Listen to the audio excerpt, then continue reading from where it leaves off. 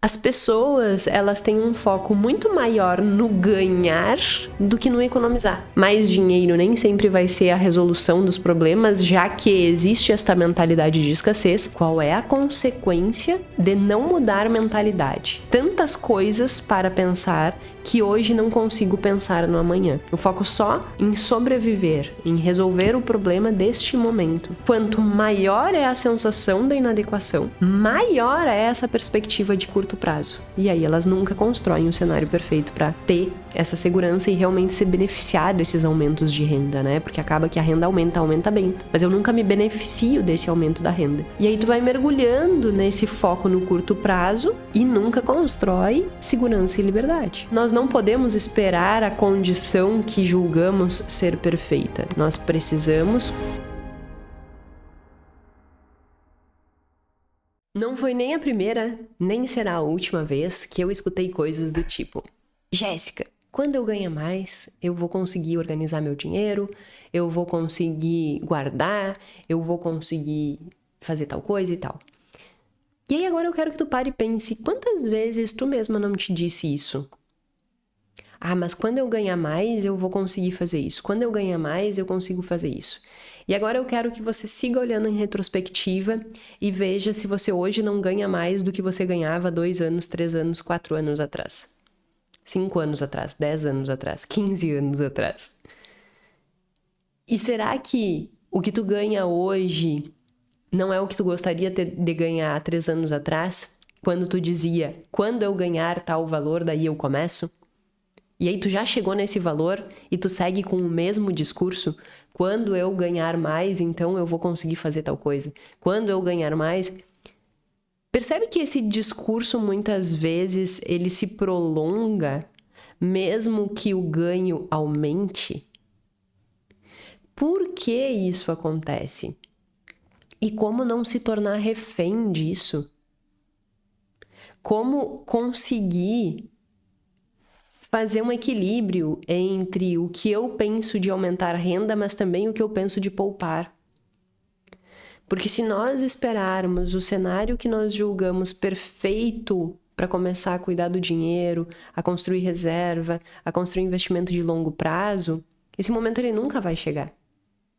E aí tu está esperando a condição perfeita, sem fazer nenhuma mudança, e aí, obviamente, esta condição perfeita nunca vai chegar, porque você não está empregando as ações necessárias para que ela chegue. Então, diante dessa construção que não é sua, muitas pessoas têm essa concepção, essa mentalidade, essa atitude, né, frente ao dinheiro. Quando eu ganhar mais, então eu vou conseguir. Isso acontece tanto que eu disse assim, não, peraí, vamos discutir este tema de uma forma direta? Porque eu já falei sobre isso várias vezes aqui, de algumas maneiras menos diretas, né? E aí eu encontrei 2 artigos que eu julgo que vão alicerçar bem essa discussão e que eu organizei para discutirmos no nosso episódio número 149 do podcast Mais Que Finanças. Podcast em que a gente fala muito mais do que números, em que nós falamos muito mais do que números. Nós falamos de comportamento financeiro. Para quem está chegando aqui pela primeira vez, seja muito bem-vindo. Meu nome é Jéssica Câmpara. Eu sou doutora em finanças comportamentais. Eu estudo esse tema há 15 anos. Então, temos aí muito tempo, né, já de bagagem estudando finanças comportamentais.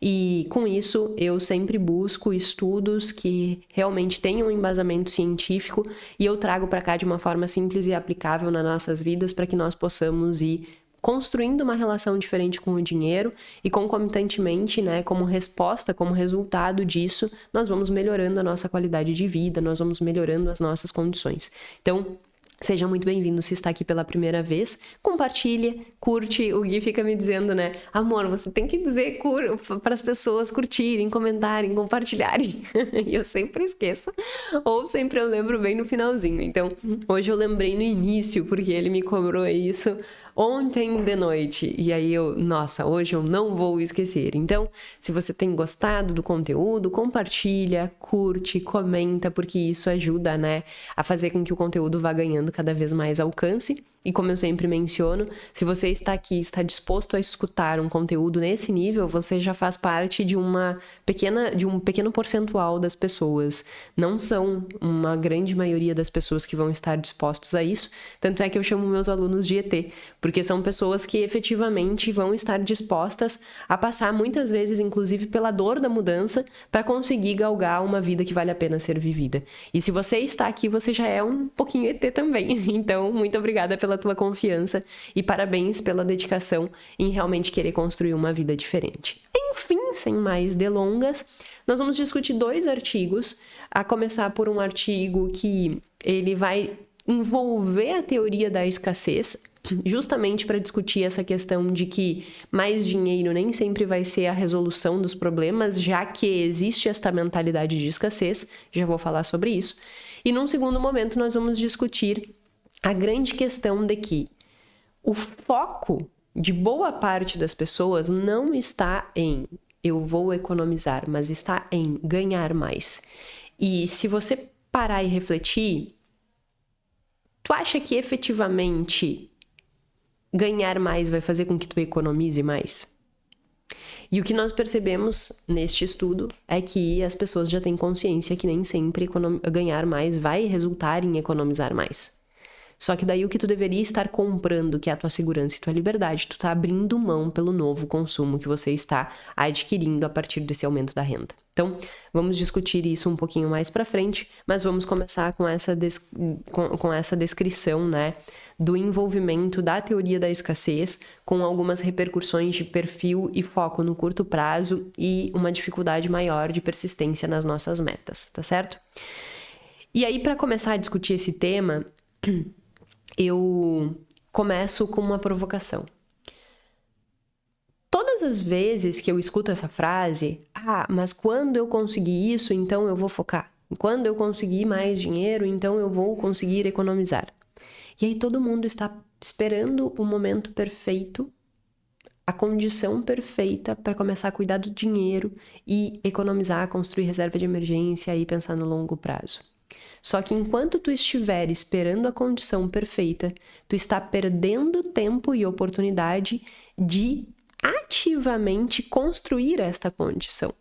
Essa condição ela não vai ser entregue para você. Você vai precisar construir uma estrutura que te permita ter uma boa condição de economizar e pensar no teu futuro. Então, nós não podemos esperar a condição que julgamos ser perfeita. Nós precisamos construir esta condição. E por que eu digo isso? Porque nesse artigo, ele foi publicado em 2020, numa revista bem interessante, assim.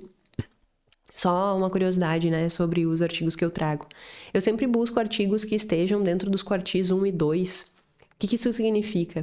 É como se fosse uma qualificação, assim, das revistas.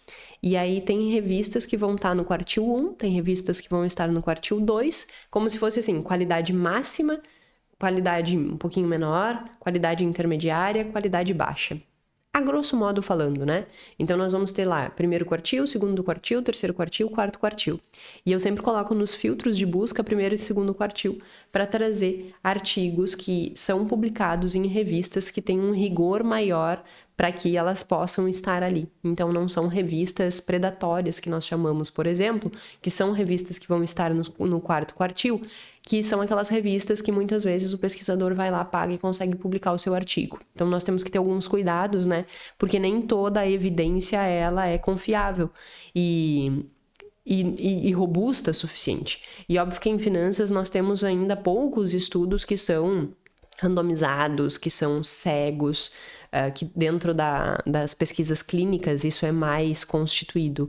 Então, por exemplo, eu vou fazer uma pesquisa em psicologia, eu vou lá ter cegamento tanto do pesquisador quanto do participante, e isso é importante. O que significa cegar? Que eu não sei o que eu tô fazendo, eu só estou fazendo, sabe? Porque daí não tenho nenhum enviés de influência. Nossa, eu tô dando um remédio que é placebo, mas eu não sei que é placebo. Então eu não influencio aquele resultado. Se eu souber que eu estou dando placebo, eu já vou influenciar aquele resultado. Então, esse cegamento ele é bem importante para trazer robustez, e muitos dos estudos de finanças comportamentais ainda não têm essa randomização, que é a escolha aleatória dos participantes, a categorização dos participantes nos grupos de forma aleatória e muito menos cegamento. Então, ainda faltam evoluirmos na construção, mas eu sempre busco ter um certo rigor na escolha dos artigos que eu trago aqui. E esse artigo está dentro dessa estrutura, dentro do segundo quartil, se não me engano. E o que ele trabalha é essa construção de escassez misturada com curto prazo e misturada com dificuldade de manter o foco nas metas. Como assim? Bom, só nivelando, porque eu já discuti escassez aqui muitas vezes. Eu ofereci um workshop gratuito de escassez, que foi oferecido em maio, eu acho que foi, né? Que foi para a abertura da segunda turma da formação, que é um workshop que ele fica só 15 dias disponível para o público em geral, depois ele fica específico para os alunos. Mas muitos de vocês acompanharam esse workshop. E aí o conceito básico, né, que eu tratei nesse workshop, que tem outros podcasts aqui também que eu discuto o tema, é de que a escassez ela não está diretamente ligada com o quanto de dinheiro eu tenho, mas com a perspectiva de que eu tenho menos do que eu julgo suficiente. E isso acontece de uma forma recorrente. Só que qual é o problema? Se você parar e pensar, né, quanto que você ganha hoje, como eu incentivei essa reflexão, pode ser que você ganhe hoje o que você sonhava 3 anos atrás, e ainda assim você tem uma perspectiva de que não é suficiente. E essa perspectiva de que não é suficiente gera algumas consequências, que não são consequências positivas para a construção de uma vida estabelecida financeiramente. Por quê? Só para contextualizar como que o artigo faz para fazer esse entendimento. Ele chama essa sensação de inadequação dos recursos para suprir as necessidades de financeiramente inadequado. Então, é quando tu te sente essa inadequação financeira, tá? E ele mede isso com 3 variáveis. Então, faz o teste aí para ver se tu tá com uma sensação de inadequação financeira. A primeira pergunta que ele utiliza é a pergunta que convida. Então, eu vou fazer a suposição, tá? E vou construir de uma forma que vai ficar mais simples de você entender. Suponha que você está diante de uma escada, tá? Em que 0 significa a pior situação financeira possível e 10 a melhor situação financeira possível. Em que degrau dessa escada você está? Você está mais perto do 0, mais perto do 5, mais perto do 10? Onde é que você está nessa escada? E aí, obviamente, quanto mais perto do 10, né, ou lá no 10, menor é a tua sensação de que o dinheiro que tu tem é insuficiente para arcar com as tuas necessidades. Mas anota aí qual é o número que tu te deu.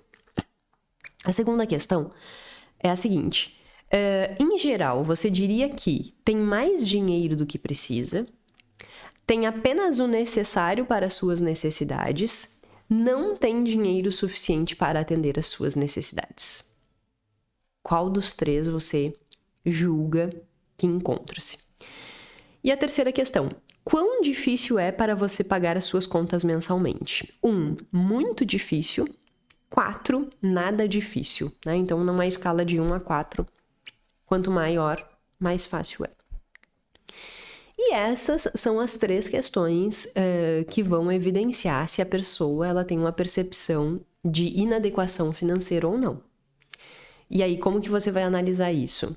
Se você respondeu de mais ou menos 0 a 5, se você respondeu que não tem o suficiente, e se você respondeu que tem muita dificuldade para pagar as suas contas, você tem uma construção de vida em que você tem uma inadequação financeira. Jéssica, eu fiz isso aí mesmo que tu disse. Eu tenho dificuldade de pagar minhas contas. Eu não tenho o suficiente para atender as minhas necessidades. Julgo que não tenho o suficiente para atender as minhas necessidades. E eu me coloquei ali no degrau 5. Quais são as consequências disso? O que vai acontecer a partir desta percepção de que você tem uma inadequação financeira?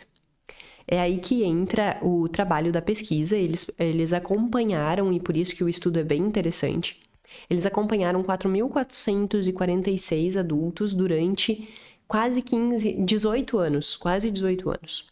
Então, eles fizeram 3 coletas de dados. A primeira coleta de dados aconteceu no ano de 95 e 96. A segunda coleta de dados aconteceu nos anos de 2004 e 2006. E a terceira leva de coleta de dados de 2013 a 2014. Ou seja, os mesmos 4.446 adultos foram acompanhados durante praticamente 18 anos em 3 coletas diferentes. E nas 3 coletas diferentes, essa construção de percepção de ser ou não financeiramente inadequado foi avaliada. Outra questão que foi avaliada foi o horizonte de percepção de curto prazo. Então, a pergunta era mais ou menos assim: tenho tantas coisas para pensar que hoje não consigo pensar no amanhã.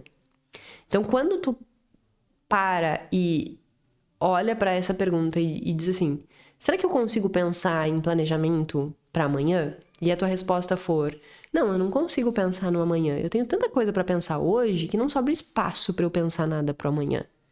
Se isso for a tua construção mental, indica que você tem um foco muito grande no curto prazo.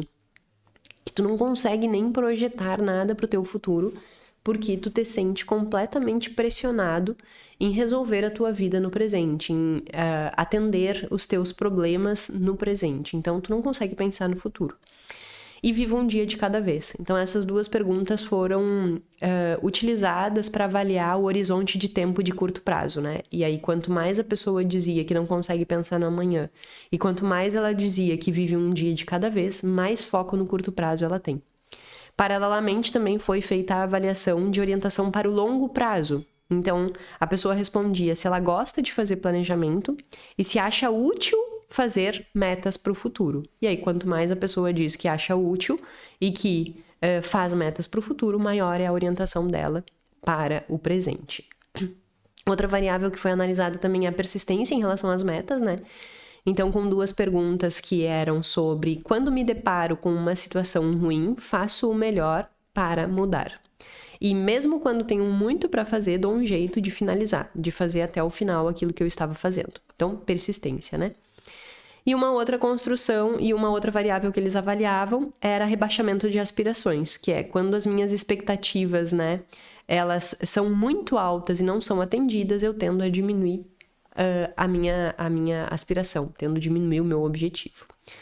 Essas foram as 5 variáveis avaliadas. Então, inadequação financeira, foco no curto prazo, foco no longo prazo, persistência na meta e rebaixamento das aspirações. Então, essas foram as 5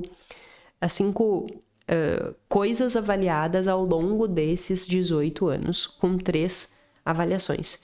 Essa questão de longitudinal e 3 avaliações é muito interessante, porque justamente assim, durante 15 anos é óbvio que vai aumentar a renda, né? Mas será que não existem pessoas que, mesmo com essa crescente da renda, ainda assim elas não apresentam essa percepção de inadequação financeira? E qual é a repercussão dessa inadequação financeira? Isso que é o interessante desse estudo. Porque isso é a vida acontecendo. A nossa renda ela vai aumentar. Só que se nós mantivermos esse pensamento: mas quando a minha renda aumentar para tanto, daí sim eu vou resolver a minha vida. Se nós continuarmos com este pensamento, qual a consequência? Isso é o que o estudo queria saber. Qual é a consequência de, ao longo de 18 anos, a tua renda foi aumentando? Qual é a consequência de não mudar a mentalidade? De não mudar o teu entendimento sobre o que é necessário e sobre a tua própria condição. E olha que interessantes os resultados que ela nos traz a partir da avaliação dessas 5 variáveis que eu disse, né? Quanto maior é essa percepção da inadequação, que foi se retroalimentando ao longo do tempo, né? Então, a pessoa, mesmo que aumentasse a renda, e eles controlaram isso, mesmo que aumentasse a renda, essa percepção da inadequação, ela foi perdurando em muitas pessoas. Qual a consequência? A consequência é algo que nós já discutimos dentro da teoria da escassez, que é justamente um foco muito grande no presente. Então, aquela pergunta, né? Eu faço tantas coisas que eu não consigo pensar no futuro. A pessoa que tem uma forte percepção de inadequação financeira, ela naturalmente vai apresentar, e isso foi extremamente robusto dentro do resultado do artigo, ela naturalmente vai apresentar essa coisa de viver apenas o hoje, né? Então, viver um dia de cada vez e não conseguir pensar no amanhã porque ela se sente sobrecarregada. Então, ela diz assim, eu tenho tanta coisa para pensar, eu tenho tanta coisa para me preocupar que eu nem tenho como pensar no amanhã. Então, quanto maior é a sensação da inadequação, maior é essa perspectiva de curto prazo, que é um foco em resolver o aqui e o agora, que é o que dentro da teoria da escassez nós chamamos de tunelamento, né? Ou é quando nós temos esse foco muito grande no aqui e no agora. Então, eu não tenho uma visão ampla, eu tenho uma visão de túnel. Eu foco só nisso. Eu foco só em sobreviver, em resolver o problema deste momento. E isso faz com que eu perca completamente a minha visão periférica, faz com que eu não consiga ser estratégico no meu processo de tomada de decisão, porque eu não consigo analisar o todo, eu estou olhando só para aqui e agora, né? Então, essa construção confirma a teoria da escassez.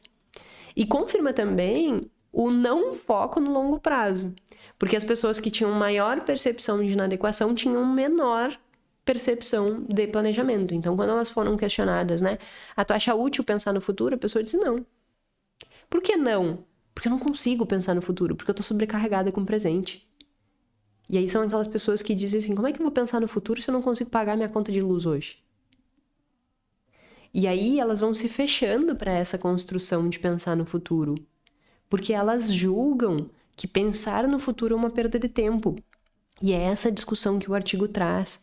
Ele diz assim que as pessoas elas acabam percebendo ou avaliando esse pensamento no longo prazo, esse pensamento numa construção de segurança, de planejamento, como uma coisa muito angustiante.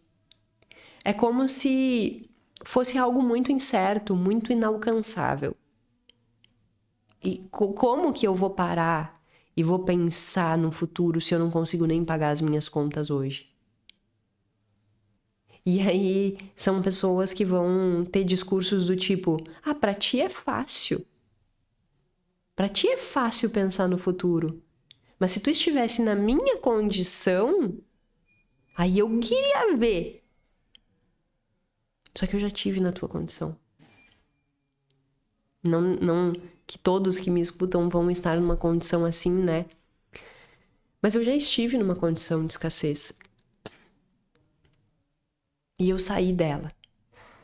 E um dos fatores que fez com que eu saísse dela foi não entrar nesse looping de achar que eu só conseguiria sair dali quando eu ganhasse muito dinheiro. Antes de ganhar muito dinheiro, eu construí a estrutura de segurança que eu precisava. E eu não ganhava muito. Então, não fica esperando o contexto perfeito. Porque se tu ficar esperando o contexto perfeito, tu nunca vai construir esse contexto. Porque ele não vai ser lhe dado gratuitamente. Vai depender de ti essa construção. Vai depender de ti esse empenho. Vai depender de ti olhar e dizer, eu tenho que fazer alguma coisa com o que eu tenho em mãos. Porque ninguém vai fazer por mim. Locus de controle interno, que é um outro tema que eu já discuti várias vezes aqui. E aí essa é uma discussão muito interessante, né? Porque o foco no presente, ele também gera gastos completamente equivocados. Então, ele gera gastos equivocados. Ele gera necessidades subjetivas que não são reais.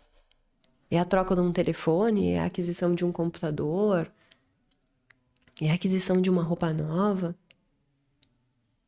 E aí tu vai mergulhando nesse foco no curto prazo e nunca constrói segurança e liberdade. Então, isso é a evidência mais robusta do artigo.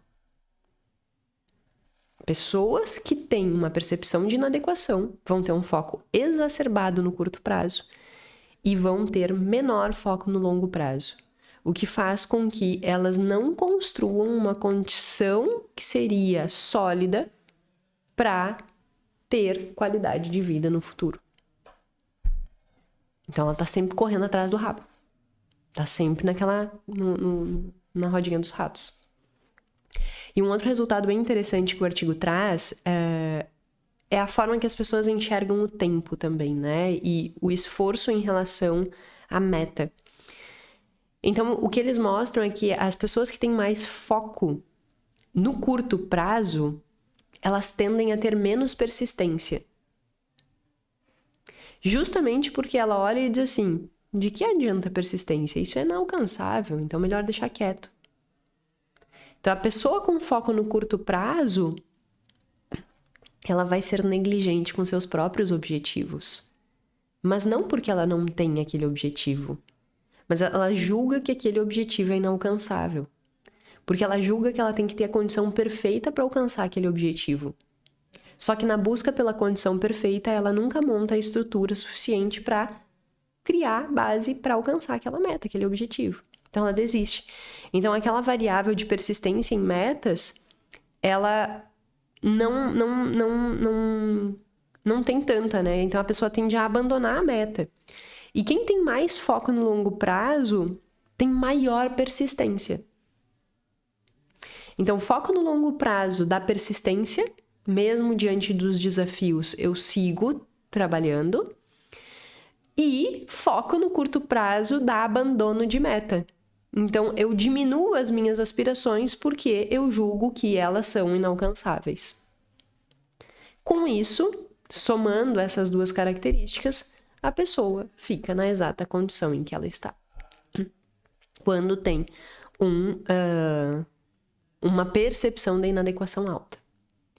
Então, em resumo, né? Eu posso até aumentar minha renda, mas se eu continuar tendo a percepção de inadequação financeira, o meu foco seguirá sendo no curto prazo.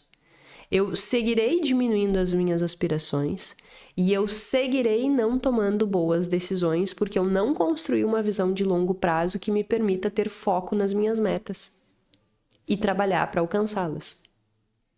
E aí, se nós somarmos esse resultado com o episódio da terça-feira passada, que eu falei sobre criar ciclos, nós podemos ter uma meta de longo prazo e ciclar esta meta de longo prazo. E isso seria a forma mais eficiente de nós sairmos também dessa sensação de inadequação. E assim, eu sei que não é fácil, sabe, sair dessa sensação da inadequação, porque nós temos muito estímulo, muito estímulo. Todos os dias tu abre teu telefone e tem alguém dizendo que adquiriu alguma coisa nova, que fez isso, que fez aquilo, e aí tu fica, eu também preciso disso, eu também preciso daquilo, eu também preciso não sei o quê. Então, assim, o desafio de diminuir esta sensação da inadequação, ele é alto. Só que, se nós conseguirmos focar no que é valoroso para nós mesmos, nós conseguimos ser menos suscetíveis a esses estímulos. E isso facilita o processo de tomada de decisão. Então, por isso que é tão importante você olhar para dentro e não para fora. Tá, mas o que eu quero para minha vida? O que eu quero para minha vida? O que é importante para mim? E de verdade, eu queria que todas as pessoas tivessem o prazer de ter uma estrutura financeira sólida. Isso é tão libertador. Meu Deus do céu. Sério, assim, hoje em dia, eu olho para trás, assim, e eu vejo o quanto eu lutei para ter a estrutura financeira que eu tenho hoje. E isso dá uma paz. Isso dá uma paz que não tem preço. E essa sensação de paz, essa sensação de bem-estar, essa sensação de agora eu posso ficar tranquila. essa sensação, ela é infinitamente melhor do que adquirir algum bem. E isso eu garanto não só pelos estudos, mas por experiência própria. Ah, Jéssica, então eu não preciso adquirir nenhum bem, não é isso. Mas é que tu tem que ter esse equilíbrio entre a aquisição de coisas sem comprometer isso.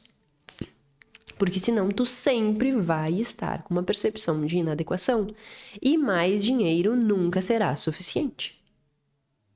E aí nós entramos para o outro estudo que eu estava falando, que eu mencionei no início, que é um estudo publicado em 2017, interessantíssimo, que ele diz o seguinte: as pessoas, elas têm um foco muito maior no ganhar do que no economizar.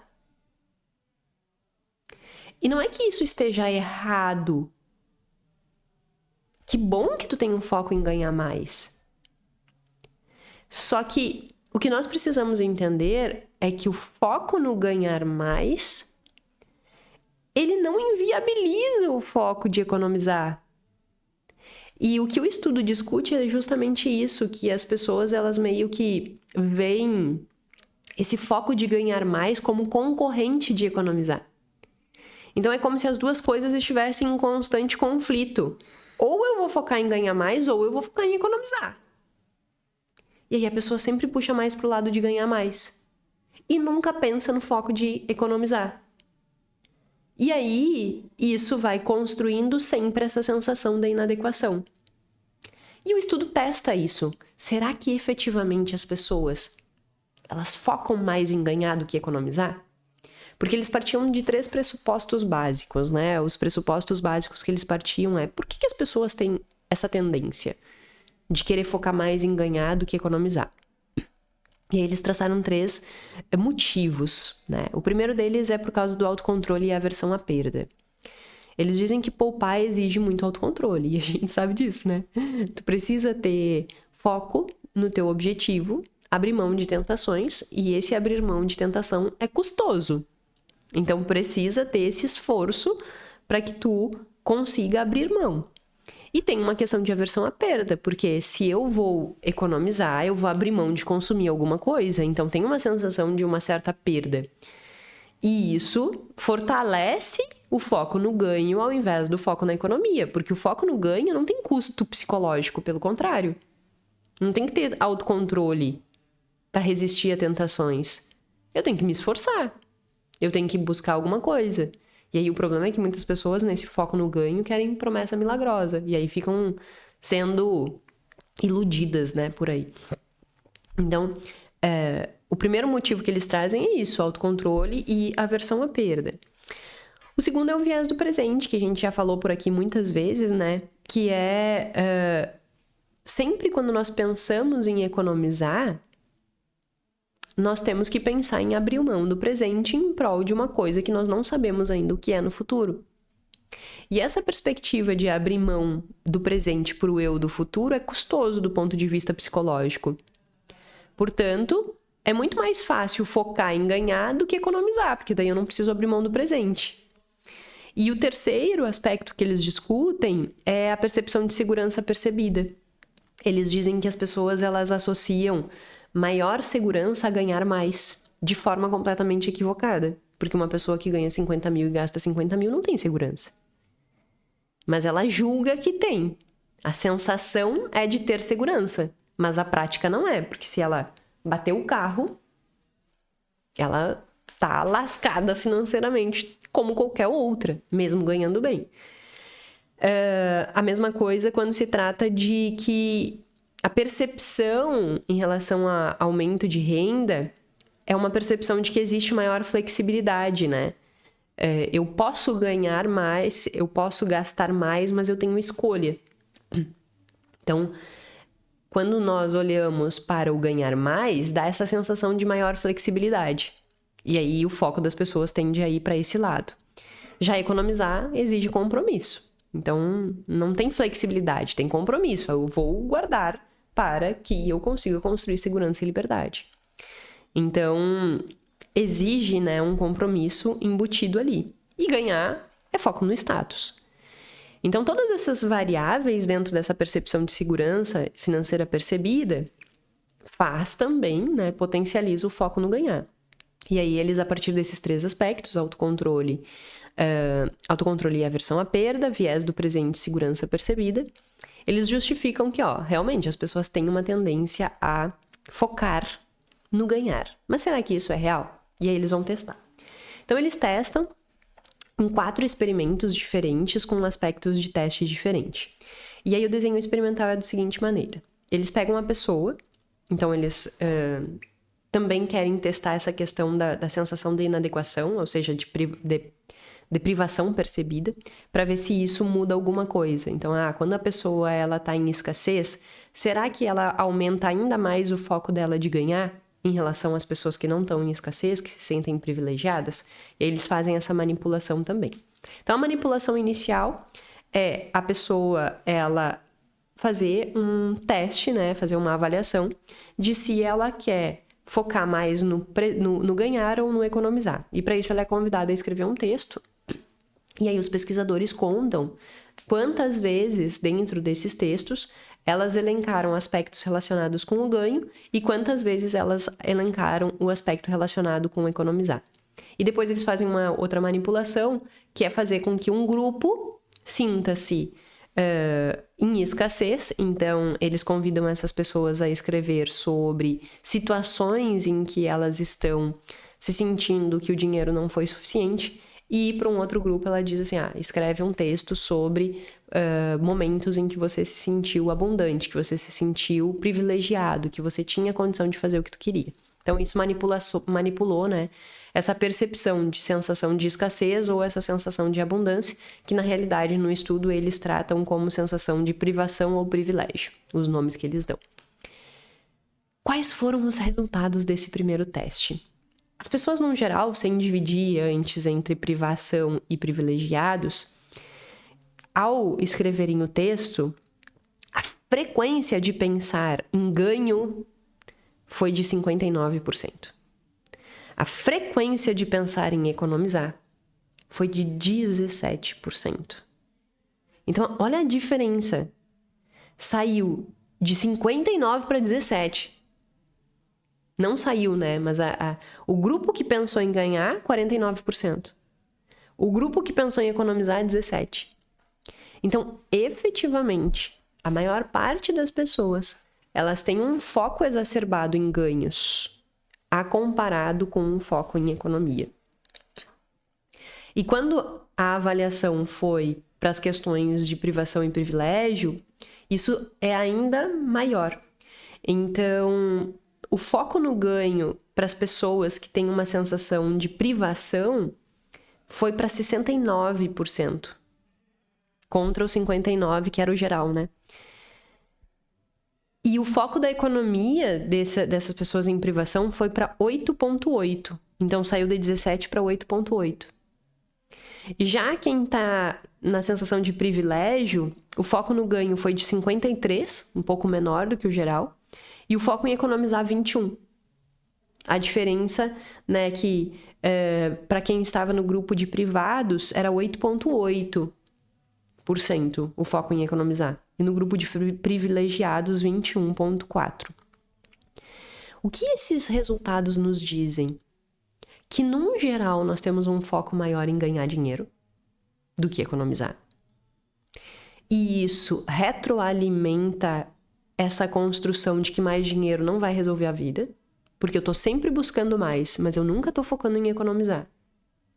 Então, se eu não tô focando em economizar, eu não tô construindo segurança e liberdade. Se eu não tô construindo segurança e liberdade, eu tô me tornando refém, eu tô me tornando escravo do aumento do meu próximo salário, ou do meu aumento da minha próxima renda. E se eu estiver numa condição de sensação de inadequação, de privação, e como pode ver, né, aqui foi uma manipulação, então não é uma escassez absoluta, é uma escassez subjetiva, é uma escassez percebida. O foco em ganhar mais vai ficar ainda maior. Porque essas pessoas que elas têm essa sensação de privação, elas julgam que o único caminho é aumentar a renda. Porque ela olha assim, mas não tenho mais o que cortar. Aí tu vai ver, ela tá indo no supermercado toda sexta-feira e gastando um monte no supermercado sexta-feira para fazer uma janta todas as sextas-feiras. Comprando vinhos caros, queijos caros, embutidos caros, aquele pernil, né, que tem nos supermercados. Então, olha o pernil, R$1.000 custa o pernil. Não sei se vocês... É um presunto diferente, eu não sei o nome dele. Mas tem lá, sempre pendurado no supermercado. Então, essa percepção de privação percebida faz com que o foco fique ainda maior, né? Em ganhos. E aí a gente volta, e aí nós voltamos àquela frase de que a pessoa tá esperando a condição perfeita, só que na realidade ela tá danificando a construção dessa situação perfeita. E aí essa situação perfeita nunca chega. E eles replicaram isso não só para a questão de dinheiro, mas de tempo também. Né? De tu investiu, porque é um recurso escasso o tempo. Para que eu invista em ganhar mais, eu tenho que investir tempo nisso. Para que eu invista em economizar, eu tenho que investir tempo nisso.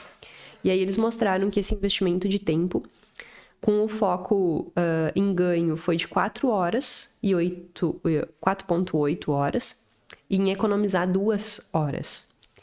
Isso no público em geral. E separando por privação e privilégio, o foco no ganho foi em 5 horas e 33 para privação, e no outro grupo, 4,34. E no foco em economizar, os privilegiados, né, eles acabaram focando em economizar 2,26, enquanto os privados 1,88.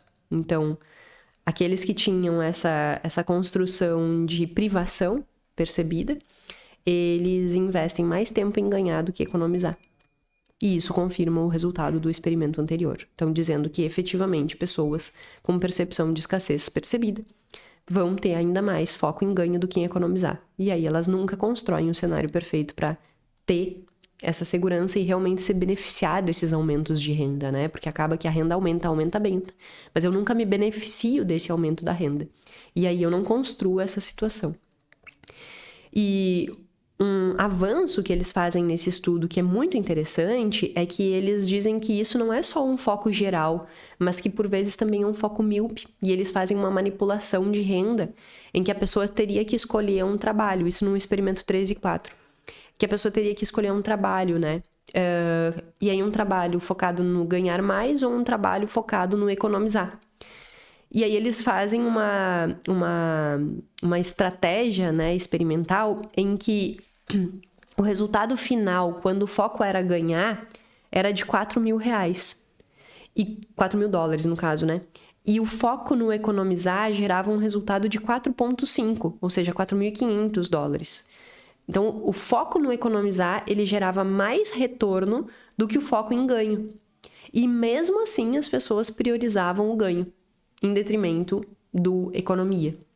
Porque a construção do cenário de economia é que a pessoa ela ia ganhar um pouco menos, só que esse ganhar menos, ela ia economizar muito em outros aspectos, como transporte. E isso daí conseguiria fazer com que o resultado líquido final dela fosse superior ao resultado do outro grupo, que estaria ganhando mais, mas gastando mais, e no final das contas ganharia menos. E aí, mesmo com essa distinção, o foco ainda é em ganhar mais. Então, as pessoas preferem ganhar mais do que ter uma economia. Olha que louco. E aí, o estudo conclui dizendo assim, esse foco em sempre querer ganhar mais e nunca economizar pode estar, no final das contas, gerando um pior resultado. Porque eu tô sempre aumentando a minha renda, mas eu nunca tô pensando em economizar, e aí o aumento dessa minha renda não traz o benefício efetivo que deveria trazer. E aí a pessoa se mantém em insegurança financeira, em baixo bem-estar financeiro, e não consegue construir a vida que vale a pena ser vivida. Então esta é a conclusão desse artigo que eu julgo muito interessante.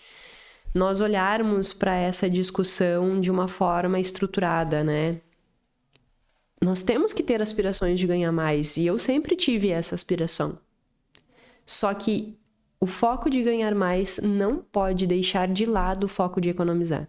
Nós precisamos não olhar essas duas coisas, economia e ganho, como conflitantes. Nós temos que olhar essas duas coisas andando juntas. Eu preciso aumentar o meu ganho, mas eu também preciso ter um foco em economizar. Se eu trouxer essas duas coisas juntas, aí sim eu vou me beneficiar do aumento da minha renda, na medida em que eu vou alcançar mais segurança e liberdade financeira e construir uma vida que dá essa sensação maravilhosa de paz. Espero que esse podcast tenha te trazido uma reflexão para que você construa um alicerce sólido para efetivamente comprar paz. Então, que você compre mais paz e menos coisas. Meu muito obrigada, foi um prazer conversar acho que esse aqui vai numa terça-feira, né? Conversar um pouco mais com você sobre esses assuntos que eu julgo tão importantes e que geram um impacto tão relevante nas nossas vidas, né? Se você gostou, se você achou que isso aqui pode te ajudar, compartilha com outras pessoas. E também eu já anuncio, né? Eu acho que eu já anunciei num outro episódio, mas nós definimos já datas da próxima formação em finanças comportamentais. Vai abrir no dia 7 de setembro. Então, se você tem interesse, é só deixar seu nome aqui no primeiro link que tá na descrição.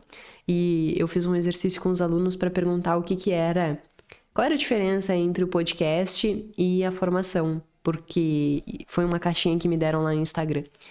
E o resumo foi que o podcast inspira, mas a formação transforma. Então, se tu quer viver esta transformação, é só colocar teu nome aqui na descrição, que no dia 7 de setembro estaremos abrindo a terceira turma da formação em finanças comportamentais. No próximo episódio eu explico algumas coisas relacionadas à pós, que eu já divulguei lá no podcast, no Instagram, mas que eu jogo trazer pra cá também, porque tem muitas pessoas que mais me acompanham por aqui do que por lá. Então, no próximo episódio eu falo sobre isso também, tá certo? Meu muito obrigada e até sexta-feira.